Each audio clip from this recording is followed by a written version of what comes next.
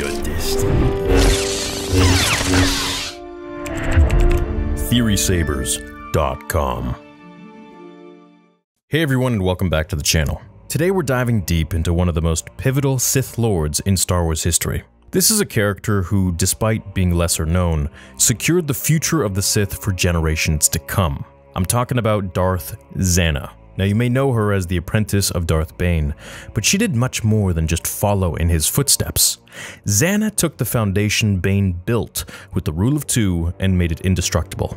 Let's break down how Zanna became the embodiment of this philosophy, ensuring that the Sith would rise stronger, hidden in the shadows, and outlast their enemies. Now, if you're familiar with the Sith philosophy, you'll know that the Rule of Two was a revolutionary shift in how the Sith operated.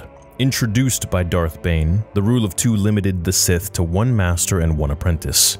This wasn't just a matter of numbers, it was about concentrating power, avoiding the self-destructive infighting that had plagued the Sith for millennia. The Sith, under Bane's new philosophy, would no longer wage wars amongst themselves. Instead, they would grow up in strength, quietly, in secret, until they were ready to strike. This idea is explored deeply in the Darth Bane Rule of Two by Drew Karpyshyn. This is a fantastic book. In fact, there's a trilogy.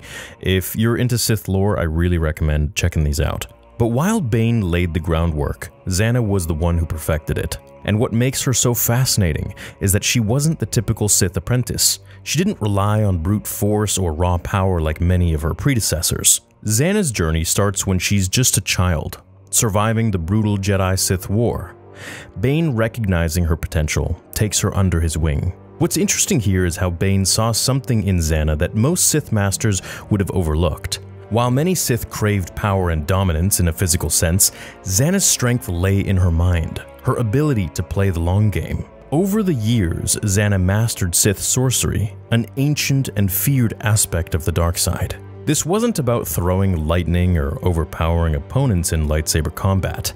Sith sorcery allowed Zanna to manipulate the minds of her enemies, driving them to madness. One of the best depictions of this is found in Darth Bane Dynasty of Evil, where we see Zanna use her sorcery against Bane's ally, causing his mind to unravel completely.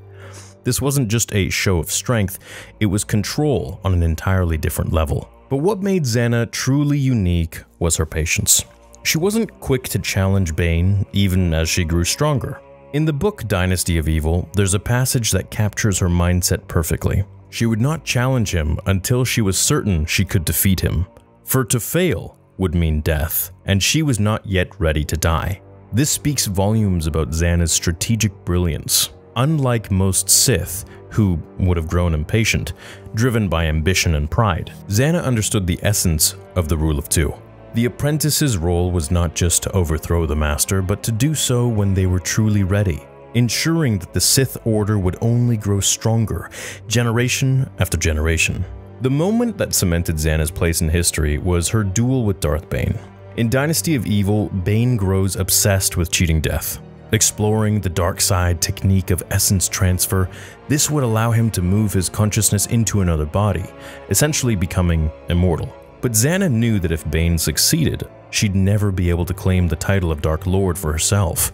So, she challenged him in a duel for supremacy. This battle wasn't just about lightsabers. It was a duel between raw power and the refined control of the dark side. Bane, the brutal warrior, relied on his immense physical strength and combat experience.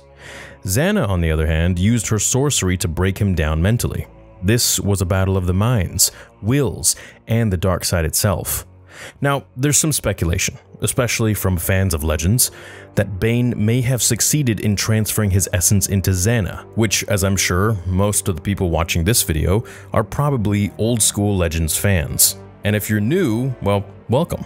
So what did you guys think? Do you think it's actually, Bane having succeeded in transferring his essence into Zanna, or was it something else?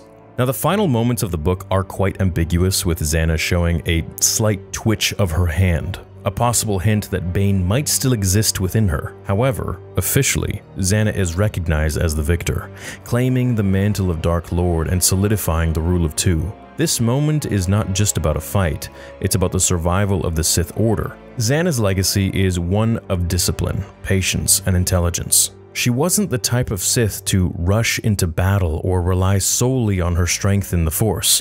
Instead, she played the long game, ensuring that the Sith would remain hidden, growing stronger, waiting for the perfect moment to strike.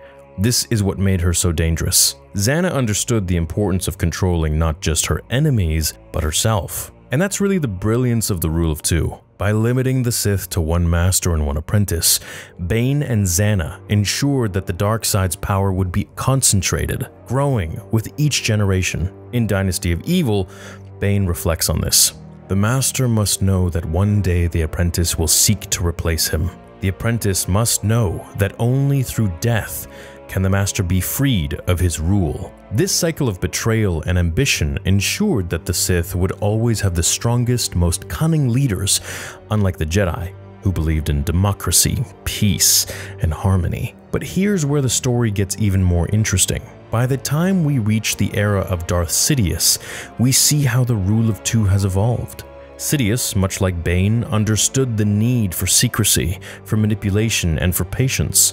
He played the long game, orchestrating the fall of the Republic and the extermination of the Jedi. But as powerful as Sidus was, he also began bending the rules of the Rule of Two. He took on multiple apprentices, Count Dooku, Darth Maul, Anakin Skywalker, and even attempted to seduce Luke Skywalker to the dark side. In Star Wars Legends, we see this concept further explored with characters like Darth Krayt, who rejected the Rule of Two altogether in favor of a new Sith order. Krayt's approach was that the Sith needed to adapt to the times, to evolve beyond the limitations of Bane's philosophy. This raises the question, was the Rule of Two the ultimate system for the Sith? Or was it a stepping stone for something greater? Zanna's perfection of the Rule of Two was essential for the survival of the Sith during her time, but like all things, even the strongest systems must evolve. The Rule of Two worked because it concentrated power, but it also placed immense pressure on the master and apprentice. As the galaxy changed, so too did the Sith. Zanna's story, though, stands as a testament to the brilliance of the Sith philosophy. She embodied what it meant to be Sith, not through brute force, but through strategy, intelligence, and control. Her victory over Bane wasn't just a personal triumph, it was the survival of the Sith Order. And while Sidious and others may have bent the rules, the foundation laid by Zanna ensured that the Sith would outlast the Jedi and rise to power once again. So this is the story of Darth Zanna, the Sith Lord who perfected the Rule of Two. Her story reminds us that the Sith's greatest strength wasn't just in their power, but in their patience, their discipline, and their willingness to play the long game. So what do you guys think? Did Zanna's perfection of the Rule of Two guarantee the survival of the Sith, or was it inevitable that the rule would eventually collapse? Let me know in the comments down below. It's so great to get back to lore content here, and as always, don't forget to like and subscribe. Check out theorysabers.com to grab the saber of your choice, and until next time, may the Force be with you, always.